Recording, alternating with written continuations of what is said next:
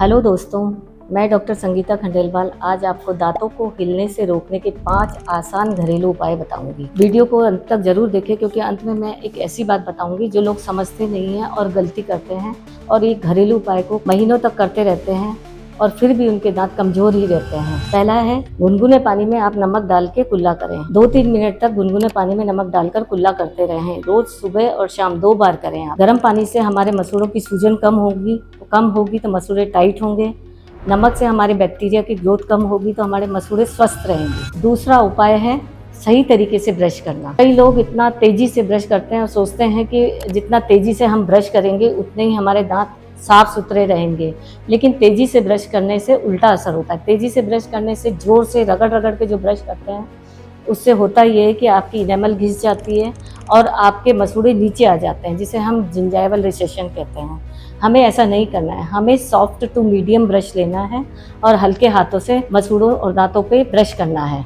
दांतों पे ब्रश करते हुए हल्का सा हमारे मसूड़ों तक भी हो जाता है, तो उससे हमारे मसूड़ों की भी मसाज हो जाती है। तीसरा पॉइंट है कि विटामिन सी से भरपूर चीजें लेना। विटामिन सी से भरपूर मतलब खट्टे फल या सब्जियां या खट्टी चीजों का यूज करना। खट्टे फल जैसे नारंगी, संतरा, सेब, ये सब, नींबू, ये सब चीजें हमारे मसूड़ों में कोलेजन फाइबर्स को बढ़ाता है। कोलेजन फाइबर से मसूड़े मजबूत होते हैं। उससे क्या होता है कि हमारे मसूड़े जैसे ही मजबूत होंगे हमारे दांतों के हिलने का प्रोसेस रुक जाता है और हमारे दांत काफ़ी मजबूत होते हैं। इसलिए हमें अपने खाने में हमेशा खट्टी चीज़ों को भी रोज़मर्रा में काम में लेना चाहिए। साथ में हमें मीठी चीज़ों का यूज़ कम करना चाहिए। मीठी चीज़ें यानी चीनी का, शुगर का यूज़ हमें कम करना चाहिए। शुगर से बैक्टीरिया बढ़ते हैं और हमारे गम्स जो हैं कमज़ोर पड़ जाते हैं, मसूड़े कमज़ोर हो जाते हैं। हमारा चौथा उपाय जो है वो है ऑयल पुलिंग। कोकोनट ऑयल को 1 चम्मच मुंह में लेके उससे हमें रिंस करना, कुल्ला करना है। मुंह में घुमाते रहना, उसे 5 से 10 मिनट तक घुमाते रहें। घुमाने से होगा ये, उससे मसूड़े की ग्रोथ अच्छी होगी, मसूड़ा हमारा टाइट हो जाएगा, मसूड़ा फ्रेश हो जाएगा, एक तरह से हम मजबूत हो जाएगा। लास्ट जो हमारा उपाय है वो है इंटरडेंटल ब्रश का यूज करना। वो तब यूज करते हैं अगर हमारे 2 दांतों के बीच में या दाढ़ों के बीच में कहीं खाना फंस रहा हो, तो इंटरडेंटल ब्रश जो है उसको हम दाढ़ों के बीच में ऐसे डाल देते हैं। इस तरीके से डालेंगे कि उसमें खाना आर पार निकल जाता है। उससे हमारे मसूड़े टाइट रहते हैं। जब खाना नहीं होगा तो मसूड़े लूज नहीं होंगे तो हमारे दांत और मसूड़े दोनों स्वस्थ रहेंगे और मजबूत रहेंगे। उसमें हिलने का प्रोसेस चालू नहीं होगा। अब वह बात जो मैंने आपको पहले बताई थी कि हम सबसे बड़ी गलती क्या करते हैं, हिले हुए दांतों को सिर्फ और सिर्फ घरेलू उपाय से ठीक करने की कोशिश करते हैं।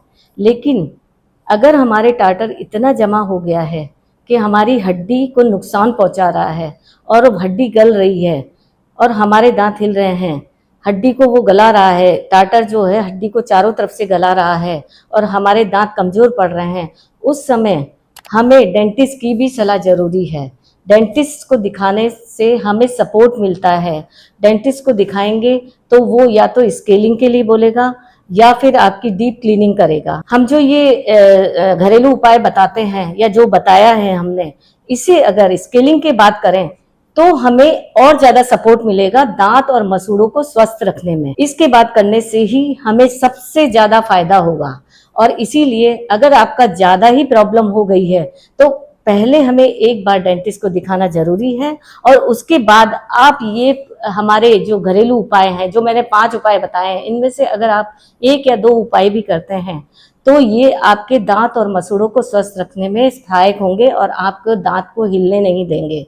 और यही कारण है कि हम दांत को हिलने से रोकने के लिए ये उपाय करते हैं। अगर आपको मेरी वीडियो ये पसंद आई हो तो आप इसे शेयर करें और लाइक करें, और अगर चैनल सब्सक्राइब नहीं किया हो तो सब्सक्राइब करना ना भूलें।